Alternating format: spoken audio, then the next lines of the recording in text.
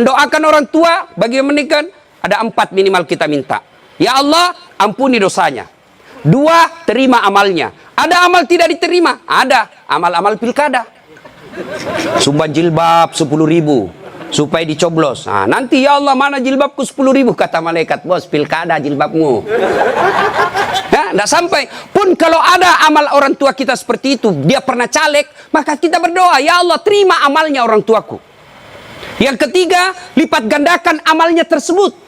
Dan yang keempat, lapangkan alam kuburnya, jadikan kuburnya menjadi taman-taman surga. Lalu tutup dengan doa yang ada Al-Quran, Allahumma ghafirli wali walidayya warhamhuma kama rabbayani shaghira. Doakan. Bismillahirrahmanirrahim. Coba lihat anak-anak kita sekarang, Pak. Na'udzubillah min zalik. Sedih kita lihat anak-anak kita, Pak. Baru diberitahu 1, sudah 10 keluar dari mulutnya. Nah, sekarang pertanyaan, kenapa anak-anak kita begitu? Kenapa kira-kira? Apakah sepenuhnya salah anak? Tidak, 90% salahnya orang tua mendidik anak kita. Salah dari mendidik. Silakan baca hasil penelitian psikologi pendidikan, silakan baca tulisan-tulisan di koran, di majalah tentang proses pendidikan, silahkan. Tapi keliru dan sesat ketika Bapak Ibu tidak buka Quran, khususnya surah Luqman untuk mendidik anak. Kita baca riset rujukan dari Eropa, rujukan dari Amerika. Tapi kita tidak pernah buka Quran dalam mendidik anak. Hakul yakin, kalau kita jauhi Quran mendidik anak, maka anak kita bisa jadi cerdas, bisa jadi jabatan tinggi, tapi tidak tahu sopan santun kepada orang tuanya. Kan orang tua kita sekarang merasa hebat kalau anaknya pintar bahasa Inggris. Ustadz, itu anaknya hebat betul tetangga saya. Kenapa? Itu belum SD itu Ustadz sudah lancar bahasa Inggris. Apa hebatnya? Banyak yang begitu. Masa banyak Ustadz? Silakan bapak-bapak ke Inggris. Tanya Pak Menteri. Tanya Pak Menteri. Itu anak-anak di Inggris dari kecil dia bahasa Inggris, Pak. Bener. Ayo. Meskipun dia lancar bahasa Korea, bahasa Inggris. Kalau berdoa dia pakai bahasa Inggris. Oh my God, please help me my mother. Pasti dia pakai bahasa Bugis juga kalau dia orang Bugis. Ya kan? Ngapain, Pak? Maka didik anak kita Quran kembalinya. Satu kisah. Rasulullah ke suatu tempat. Dalam perjalanan ke tempat tersebut, Nabi melewati pemakaman. Nabi lalu bersabda, langkahkan kakimu dengan cepat ketika lewat pemakaman. Seluruh sahabat mempercepat langkahnya. Sampai Nabi di tujuan. Selesai urusan, balik lagi dengan rute yang sama. Lewat di pemakaman, seluruh sahabat melangkahkan kaki dengan cepat. Karena tadi diperintah cepat, tanpa perintah Nabi, percepat langkah. Nabi katakan, tidak usah, kau santai aja jalan. Ya Rasulullah, tadi pergi disuruh cepat, sekarang kau tidak. Kata Nabi, tadi itu, andai kau diberi telinga seperti pendengaranku. Tadi itu waktu pergi disiksa orang dalam kubur. Saya tidak mau lama-lama mendengarnya, tidak tega saya mendengar dia disiksa, maka saya mau jauh supaya saya tidak dengar. Waktu pulang tidak lagi. Kenapa? Saya dengar berita dari Jibril. Allah perintahkan hentikan siksaanmu wahai penyiksa di kubur. Tidak mungkin saya siksa orang tuanya di kuburnya. Sementara anaknya di dunia lagi belajar mengaji membaca basmalah.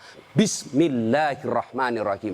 Baru kalimat basmalah dia baca anaknya. Allah sudah katakan berhenti kau siksa anaknya, orang tuanya. Nabi tidak mengatakan saya dengar anaknya kursus bahasa Inggris. Anaknya kursus aritmatika, anaknya kursus komputer, tidak. Tapi apa?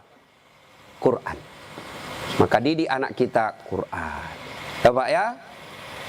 Itu dosa anak-anak yang masih sekolah. Kalau kita ini, yang sudah punya istri, model durhakanya, nah, seperti tadi. Lebih takut sama istrinya daripada ibunya. Ada di sini bapak-bapak takut sama istri. Berhenti kau jadi laki-laki kalau takut sama istri. Apa mau takut? Nah kita setengah mati cari ikan uang. Saya seriusin Pak Menteri. Coba lihat Pak. Dari pagi kita keluar mikir untuk istri. Supaya dia bisa beli emas. Supaya dia bisa pakai kudung yang bagus. Supaya dia bisa pakai tas yang mewah. Supaya dia bisa pakai sepatu yang up to date. Semua kita pikir itu. Mana pernah istri kita mikirkan kita bagaimana supaya kita pakai berlian? Tidak pernah. Kita pikir itu Pak. Bukan cuma di dunia, sampai di akhirat. Makanya tidak masuk akal saya kalau ada suami takut sama istrinya. Mana mau takut? Semua kita tanggung dunia akhirat. Ya, di dunia kita tanggung AC-nya. Di dunia kita tanggung cicilan mobil. Di akhirat kita tanggung lagi dosa istri. Lalu dia kasih takut-takut kita. Pret! Bagaimana ceritanya? Lain kalau dia kasih kita modal 10 miliar. Kau sudahlah, kau duduk saja. Kita takutlah nanti habis modal. Tapi kalau kita juga yang cari uang. Lalu kita takut sama istri. Tidak masuk akal saya. Ya nggak Ustaz. Dia pecahkan piring. Kalau dia pecahkan satu, kasih pecah satu lusin. Kenapa? Piring boleh dibeli. Harga diri sebagai suami tidak boleh diinjak-injak istri. Takbir. Yang takbir pasti takut sama istrinya. Coba. Itu kan ada laki-laki dosa sama mertua, sama ibunya gara-gara takut sama istri. Contoh-contoh ya. Nih dapat bonus di kantor. Lalu suaminya berkata, "Ma, ini kan COVID lama kita tidak kunjungi bapak di kampung. Kita kunjung tentu bawa wabah buat ibu bapak kita. Sudahlah, ini bonus kita transfer aja. Mudah-mudahan ini bisa digunakan ibu. Beli makanan kesukaan. Dia menikmati akhir usia senja." Apa kata istrinya? "Apa? Ibumu terus. Kawin kok sama ibumu? Nih dongo. Mana orang bisa kawin sama ibu? Ada kan ibu ngomong begitu, beleng-beleng. Ini asli beleng-beleng. Mana bisa pilih kok, mamamu atau saya? Mana bisa dipilih antara ibu dengan istri? Ini pilihan yang tidak masuk di akal. Kalau saya istri saya bilang begitu, ceraikan saya. Sini kok, saya ajar kok bagaimana isi formulir penceraian. Benar Pak, jangan sampai Bapak berdosa gara-gara takut sama istri. Hilang berkah hidup rumah tangga kalau ibu takut sama istri berbuat baik sama orang tua gara-gara takut sama istri. Mestinya istri yang baik. Dia sujud syukur ketika mertua anaknya. Kenapa? Berdoa, "Ya Allah, mudah-mudahan anakku juga seperti ini ketika saya sudah punya istri, masih mengingat saya." Tapi kalau dari kecil anak kita dipertontonkan tidak boleh berbuat baik sama mertua, maka begitu ibu nanti juga tua, dikasih masuk panti jompo sama anak mantunya. Si mau kok. Dengar ibu-ibu ya. Mestinya sujud syukur. Alhamdulillah saya punya suami perhatian betul sama mertua. Mudah-mudahan anak saya juga seperti ini. Ya Allah, terima kasih kau kirim orang tua ini. Gara-gara ini orang tua saya punya suami jadi menteri. Andai saja bukan suami ini, orang tua ini punya anak, mungkin suami saya pengangguran. Bersyukur dengan cara apa? Jangan halangi. Dan kita juga suami jangan bersebelah. Mertua juga kita adalah orang tua kita. Konsep Islam itu ada 3 orang tua. 1 ibu bapak, 2 mertua, 3 orang yang pernah mengajari ilmu. Itu orang tua kita. Maka yang baik, datang ibunya suami, istri yang kasih hadiah. Datang orang tuanya istri, suami yang kasih hadiah. Malah jangan sembunyi-sembunyi. Karena takut sama istri, masuk di dapur mamanya. Mak. Jangan dilihat istri saya, mati saya. Beleng-beleng. Ya? Takbir. Jangan sampai bapak menjadi anak durhaka hanya karena takut kepada istri. Itu camkan itu Pak. Maka saya bilang sama istri saya, boleh kau marah-marah sama saya. Ada rezeki dari saya, kau habisi duit, itu rezekimu.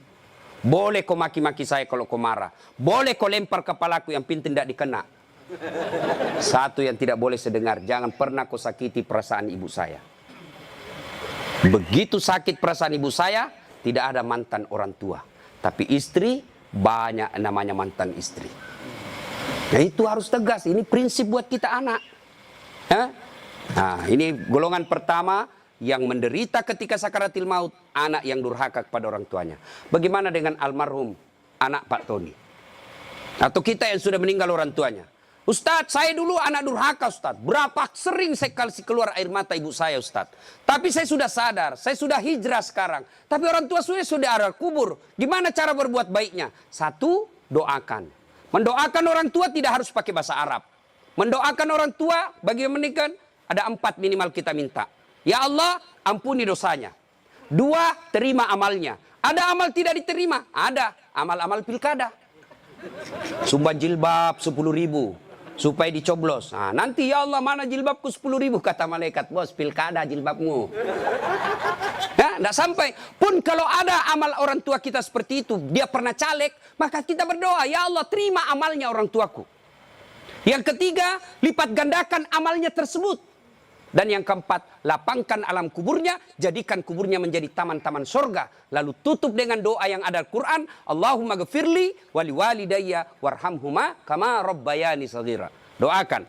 Yang kedua, cara berbuat baik kepada orang tua sebelum meninggal adalah bersedekah atas nama orang tua. Saudara-saudara sekalian, saya sebagai anak pertama, ini memang ada hak waris kita. Rumah ini kita 4 bersaudara, kita punya hak waris. Tapi inilah peninggalan Bapak yang beliau sejak jadi pegawai sampai pensiun mencicil rumah ini. Tidak elok rasanya begitu meninggal, beliau tidak menikmati rumah ini. Lebih baik rumah ini kita jual, kita belikan beliau jadikan masjid. Nah, setengah dari ini warisan barulah kita bagi. Bagaimana adik-adik? Setuju? Setuju, Kak. Nah, biasa kalau ada begini istri yang menghasut. Apa kek, kau kan anak pertama, masa kau mau diatur sama adikmu, dongo ini. Nah, itu biasa itu begitu. Jadi penghasut. Nah, bersedekah atas nama orang tua. Ada lagi yang berkata tidak sampai kalau sudah meninggal Ustaz. Mau bukti bawa sedekah kepada orang meninggal sampai? Mau bukti? Mau, Pak? Mau, saya kasih bukti. Gimana caranya? Bapak meninggal dulu, saya kirimkan sedekah. Sebab yang begini alam gaib, Pak, tidak bisa diakali. Kalau Bapak tidak percaya sudah mati duluan deh, saya kirim Fatihah dengan binatang kurban. Yang ketiga, cara berbuat baik kepada orang tua sudah meninggal adalah mengunjungi karib kerabatnya. Besok lusa anaknya almarhum, ya, masih hidup teman-temannya Bapak, ketika sudah usur, anaknya sudah menjadi pembesar, maka kunjungi karibnya. Itulah cara berbuat baik kepada orang tua yang sudah meninggal. Dan yang paling konkret, kalau mau berbuat baik kepada orang tua yang sudah meninggal adalah jadilah anak yang soleh atau soleha. Nah, ibu bapak, saudara-saudara sekalian. Nah, ini yang perlu diluruskan. Orang datang melayat, 1, banyak nginjak-nginjak sunnah Nabi. 2, tidak ada manfaat buat orang meninggal. 3, datang bawa dosa. Coba lihat prakteknya, saya lihat ini. Kenapa saya bilang datang bawa dosa? Datanglah ibu-ibu gaul. Kudung hitam, baju hitam, rok hitam, kacamata hitam, payung hitam. Saya tanya, kenapa hitam-hitam? Dia bilang, Ustaz, selebriti. Tidak, sunnah itu putih-putih. Dosa enggak hitam-hitam? Tidak, tapi dicintai Allah dan Rasulnya kalau bapak ibu pakai putih-putih. 2, datang tambah-tambah dosa. Itu tadi sunnah Nabi. Yang kedua, datang tambah-tambah dosa. Kenapa tambah-tambah dosa? Datang cerita jelek aja orang, Pak. Lewat 1, terutama ibu-ibu tuh. Mulai pintu dia lihat, Pak. Mulai dilihat dari ujung rambut sampai ujung kaki. Lewat si Kobi itu, kata orang Bugis. Si Kobi nih. Apa? Dia enggak cerita tapi mulutnya, matanya sinis. Kenapa? Lipstiknya palsu. Kenapa kau tahu? Melengket di giginya. Sudah 1 dia gosip, lewat lagi 1. Tidak serasi kudunya sama roknya. Dia bilang, iyo kayak umbul-umbul. Bahkan Ustadz pun digosipnya. Lewat Ustadz Dasar, itu juga bajunya yang di YouTube. Tadi saya lewat, ada saya dengar, itu juga bajunya yang di YouTube itu Pak Ustadz. Kenapa? Saya pakai baju kau yang sibuk. Nah, itu gosip. Maka ibu majelis taklim saya di Makassar, saya anjurkan. Ibu datang melayat, 1, ada wudhu. 2, bawa Quran minimal surah Yasin. 3, begitu datang, ibu baca Yasin bareng-bareng. Tidak bisa baca Yasin bareng-bareng, itu majelis taklim yang baik. Ketua majelis taklimnya, saudara-saudara sekalian, mari kita baca Yasin bareng-bareng, saya pimpin. Itu majelis taklim yang manfaat. Bukan ngurus baju seragam. Apalagi memanfaatkan pilkada. Pak, anggota majelis taklim saya 300, Pak. Tapi aman, Pak. Tapi minta tolong seragam, Pak, ya. Ada juga majelis taklim memanfaatkan begitu proposal banyak ketika pilkada. Nah, maka majelis taklim yang bagus, ada orang wafat, pimpin tahlilan. Sudah itu, tidak bisa baca Yasin, Ustaz. Sudah, baca Al-Fatihah. Buru-buru, Ustaz. Sudah, baca Qul huwallah 3 kali. Masih juga buru-buru, Ustaz. Sudah tidak tahu baca itu semua, Ustaz. Sudah, baca saja. La ilaha illallah, la ilaha illallah, la ilaha. Itu aja kita ulang-ulang selama kita melayat. Itu pun tidak bisa, Ustaz. Ya sudah, kau diam saja. Tidak bisa juga diam, Ustaz. Ya cepat kau pulang. Daripada tinggal bawa dosa saja. Nah, sudah. Yang ketiga, kenapa tidak ada manfaat buat orang meninggal? Tidak ada yang sholat jenazah. Bagaimana orang lain mau sholat jenazah? Keluarganya aja tidak ada sholat jenazah. Mantunya sibuk ngurus ambulans, iparnya sibuk ngurus tenda, anaknya sibuk ngurus konsumsi. Dah ada ikut sholat jenazah. Orang lain yang sholat jenazah, orang lain belum tentu ikhlas. Banyak yang sholat Ustaz. Kenapa banyak? Karena bapaknya menteri. Jadi tidak ikhlas orang. Tapi coba kalau keluarganya, pasti ikhlas. Saya hampir jarang sekali melihat ibu-ibu sholat jenazah. Jarang. Maka jangan heran ketika ibu meninggal, sedikit juga yang sholat jenazah. Kenapa? Karena waktu hidup, jarang dia sholat jenazah. Maka wafatnya pun sedikit yang sholat jenazah. Ustaz tidak muat rumahnya Ustaz, di teras. Ustaz tidak ada air, tayamum. Ustaz tidak ada air, boleh tidak wudu. Imam Syafi'i mensyaratkan wudu, Imam Ahmad boleh tidak wudu. Karena itu bukan sholat, dia hanya doa. Saya tidak tahu bacanya Ustaz, ikut saja sama imam. Yang penting takbir 4 kali, jangan ruku. Kalau bapak ruku, siap-siap malu sendiri.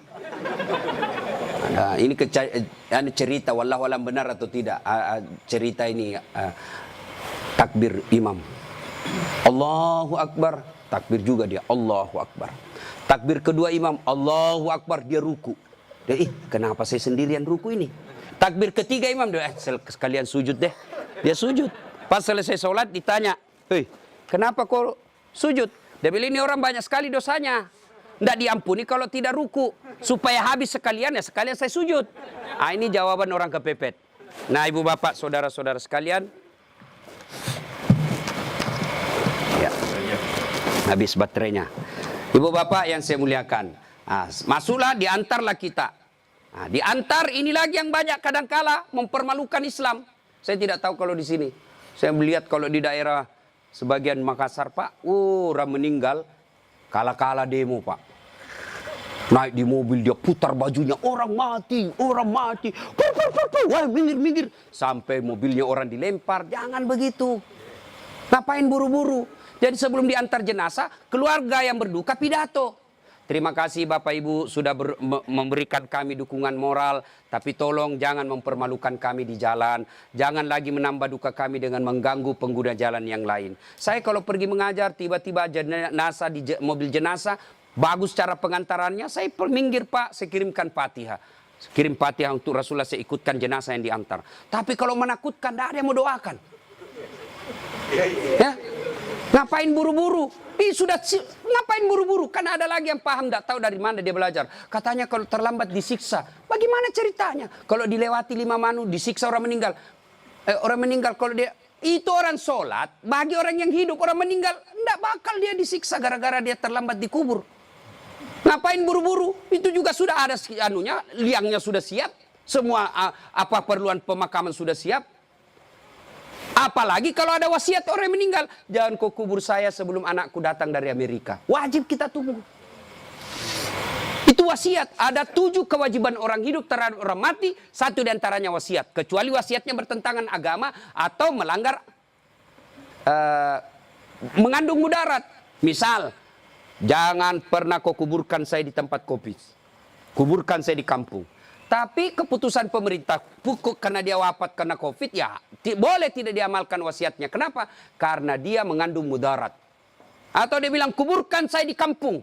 Tapi begitu mau dikuburkan ada badai, tidak bisa nyebrang pulau. Boleh itu karena di luar kemampuan kita. Atau besok-besok saya meninggal kasih narkoba di atas kuburku. Karena dia pecandu narkoba. Tidak boleh itu Pak, melanggar ya. Jadi Bapak, saudara-saudara sekalian. Nah, sampailah kita di pemakaman. Nah, ini juga yang perlu diluruskan. Berapa banyak orang yang sampai pemakaman tidak melaksanakan sunnah Rasul. Diajarkan begitu sampai pemakaman, ucapkan Assalamualaikum ya ahlal kubur. Ya, tidak tahu itu cukup. Semoga keselamatan bagi kemuliaan ke semua penghuni kubur. Insya Allah saya ikut menyusulmu. Nah, ada lagi pelanggaran yang kita lakukan apa? Menginjak-injak batu nisan. Tidak boleh sama menduduki batu api neraka itu Pak. Ada yang sampai duduk sambil merokok di atas batu nisannya orang. Tidak boleh. Pemakamannya padat Ustadz. Bapak tidak usah masuk. Cukup yang memikul. Bagaimana yang memikul Ustadz? Boleh karena dia darurat. Karena kalau satu langkah jatuh Pak, jatuh jenazah. Sudah dimakamkan? Sudah selesai. Kembalilah pemakam. Ya, tinggallah kita. Bapak merantau ke Papua. Tidak nyaman di Papua, kembali ke kampung, Sulawesi Tenggara. Merantau lagi ke Surabaya. Di Surabaya tidak nyaman, kembali lagi ke kampung. Merantau lagi ke Makassar. Makassar tidak nyaman, kembali lagi ke kampung. Masih ada pilihan. Bapak pegawai negeri ditugaskan ke Papua, tidak nyaman, tidak ada sinyal. Bapak boleh pensiun dini. Tidak disenang saya sama menteri saya, boleh Bapak pensiun dini, tidak ada masalah. Tapi begitu Bapak masuk kubur, senang tidak senang, tinggal kau di situ, tidak boleh kau keluar lagi. Siapa orang yang tersiksa di dalam kubur? Yang pertama kata Nabi, al-mutahawilu bis sholah, yang menganggap enteng sholat. Orang yang menganggap enteng sholat, Pak, jangan, sudah. Sholat itu di akhirat nanti barcode. Bapak beli elektronik kan sekarang pakai barcode, ya kan? Nah, Bapak begitu setor jualan, cek, berarti ini boleh bawa. Di akhirat kalau Bapak di barcode, bagus sholatnya. Tidurkan dia, kata Nabi, seperti tidurnya tidur pengantin baru. Tapi di barcode, hilang, redup-redup. Ini macet. Ini sholat Jumat, hari Jumat saja. Paling terlambat datang, paling cepat pulang. Orang khotbah dia tidur. Begitu bangun, aliran apa yang tidak ada khotbahnya? Bukan aliran apa, kau yang tidur beleng. Mana? Percaya Pak, orang yang tidak ada sholat demi Allah. Bapak tidak puasa, masih boleh disebut Islam. Bapak tidak haji, masih boleh disebut Islam. Bapak tidak bayar zakat, masih disebut Islam. Tapi tidak sholat, Imam Syafi'i menghukuminya, disuruh bertobat dan dia tidak mau, boleh dihukum mati. Itu kalau Imam Syafi'i. Disuruh sholat dan dia tidak mau, disuruh bertobat dia tidak mau, kata Imam Syafi'i, boleh dia dihukum mati. Begitu pentingnya sholat. Ketika Allah perintah puasa, ayat saja turun. Allah perintah haji, ayat saja turun. Allah perintah zakat, ayat saja turun. Allah perintah sholat, tidak boleh ayat turun. Rasulullah dijemput oleh 4 malaikat menghadap kepada Allah. Kenapa? Ini perintah penting. Diberikan perintah sholat. Pak Menteri, ada himbauan kepada seluruh kepala daerah se-Indonesia, hanya berupa himbauan cukup WhatsApp dalam grup. Tapi kalau itu berupa SK yang penting, Gubernur datang kantor Menteri. Kenapa? Ini penting. Tidak boleh kau di WhatsApp. Sholat demikian pentingnya, sehingga Nabi harus diundang menghadap. Itulah disebut Isra dan Mi'raj. Bapak kerja jadi Grab, jadi menteri. Munafik kalau Bapak katakan, bukan untuk dunia saya. Bohong. Kita bekerja apapun profesi kita untuk memperbaiki dunia. Lalu siapa yang punya dunia? Allah Subhanahu wa ta'ala. Artinya, mustahil dunia dalam genggaman kalau yang punya dunia Bapak jauhi. Saya kasih contoh. Saya akrab dengan Pak Menteri. Saya datang ke Jakarta. Pak Menteri, saya mau jalan-jalan Jakarta ini, tapi tidak ada mobilku Pak Menteri. Kata Pak Menteri, aman terkendali Ustadz. Pak Menteri telepon ajudan. Ajudan, siap Pak Menteri. Itu ada Ustadz Dasat, kau jemput dia. Nanti dikena lagi kita di ceramah. Kau jemput dia. Kasih mobil yang bagus, kasih pengawalan, jangan lupa kasih pembeli pulsa. 1 jam kemudian datang ajudan. Tapi Pak Ustadz, kiriman Pak Menteri. Aman, selesai masalah saya di Jakarta. Kenapa? Saya akrab sama Pak Menteri. Anda dari Makassar tidak pernah ketemu, tidak pernah silaturahmi, tidak pernah didengar namanya, tidak pernah lihat. Assalamualaikum Pak Menteri. Boleh pinjam mobilnya? Siapa ditelepon Pak Menteri? Ajudan? Bukan. Siapa? Kapolres. Tangkap itu, penipu. Tidak pernah ketemu pinjam mobil. Pasti penipu itu. Demikian juga dengan Allah. Bapak tidak pernah sholat. Tiba-tiba sakit, ya Allah, saya sudah capek sakit, ya Allah, sembuhkan penyakitku. Allah berfirman, malaikat, karena dia sudah capek sekali, cabut nyawanya. Sholat Pak. Apa alasan Bapak tidak mau sholat? Coba bilang, ayo malas sholat ini. Ayo, bilang kok apa? Saya tantang kok ini hari. Paling ibu-ibu haid. 3 kali haid 1 bulan. Kenapa tidak sholat? Lagi mens. Kenapa tidak sholat? Datang bulan. Kenapa sholat? Iya, halangan. Itu aja, semua itu 3 kali 1 bulan. Mana bisa. Bilang suaminya, kenapa belum sholat ibu? Biasanya cuma 5 hari, ini kok sudah 7 hari belum sholat. Orang belum bersih. Masih ada sedikit-sedikit. Dia bilang suaminya, kok bohong ya? Apa bohong? Saya kasih lihat kau. Beleng-beleng. Apa kasih lihat dong kok? Ya. Apalagi ibu-ibu banyak tidak sholat. Kalau ada pesta pengantin, mukanya dikira tembok, coklat, biru, krem, abu-abu. Apalagi banyak ibu tidak sholat gara-gara apa? Jilbab. Jilbab sakaratil maut. 3 lapis. Saya ini keliling-keliling ceramah, Pak. Saya ke Brunei, itu ibu di sana siku 3 saja kasih peniti selesai. Di Malaysia juga begitu, Filipina Selatan juga begitu. Saudi lebih gampang masuk kasih selesai, Pak. Di sini la haula wala quwata illa billah. Bingung saya lihat dia pengantin gimana caranya dipakainya. Oh 3 lapis, Pak, ada miring-miring sedikit. Nah, ada cipin-cipin ini, ada kayak pohon di belakang. Begitu dia bilang suaminya, Bu, kau pergi sholat. Sadar kok, Pak, saya sadar, saya suruh kau sholat, bis sholat. Kau ndak lihat ini, Pak, 1 jam dipakai ini jilbab. Dongo. Gara-gara jilbab ndak sholat, beleng-beleng. Ya nggak tahu, Bu, saya suruh sini sholat, Pak. Adik-adik, saya bisa cerita seperti ini karena saya alami. Percayalah, Pak, mustahil Allah sengsarakan hidupnya orang baik sholatnya. Tuhan apa yang sengsarakan hidupnya orang baik sholatnya? Udahlah, Pak. Bapak mau dekat sama Pak Menteri, tidak usah cari muka sama Menteri. Muka Bapak sudah bagus. Ada juga siapa? Ya, cemen lu, men. Kerja aja yang baik. Selebihnya, sholat, minta kepada Allah. Kecil buat Allah jadi menteri. Kecil buat Allah dapat proyek, kecil. Jangankan yang tidak masuk, yang masuk akal. Tidak masuk akal Allah kasih. Masuk akal enggak manusia dibakar hidup-hidup bisa hidup? Masuk akal enggak? Tidak masuk akal, tapi kalau Allah mau, Ibrahim alaihissalam dibakar keluar kedinginan. Masuk akal tidak perempuan hamil tidak pernah disentuh laki-laki? Kata ilmu kedokteran, tidak mungkin Ustaz. Tapi kalau Allah yang mau, Siti Maryam. Akhir Isa tanpa pernah disentuh laki-laki. Cuma sekarang banyak perempuan mau sayangan Siti Maryam. Ada suaminya, ada anaknya, beleng-beleng. Coba. Coba. Subhanallah.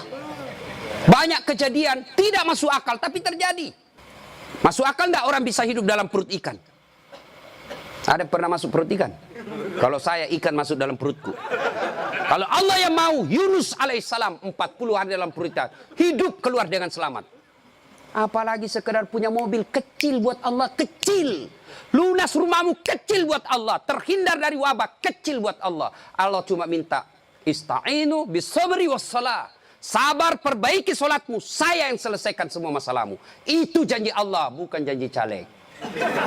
Kalau caleg, Pak, dikasih semua kita namanya, Pak. Pilih saya, gampang. Sama-sama kita orang Bugis. Ini masalah. Ada masalahmu, telepon saya 24 jam. Begitu ada masalahnya, dia ganti nomor HP-nya, Pak. Bapak, saudara-saudara sekalian, banyak yang ini saya sampaikan, tapi waktu yang terbatas.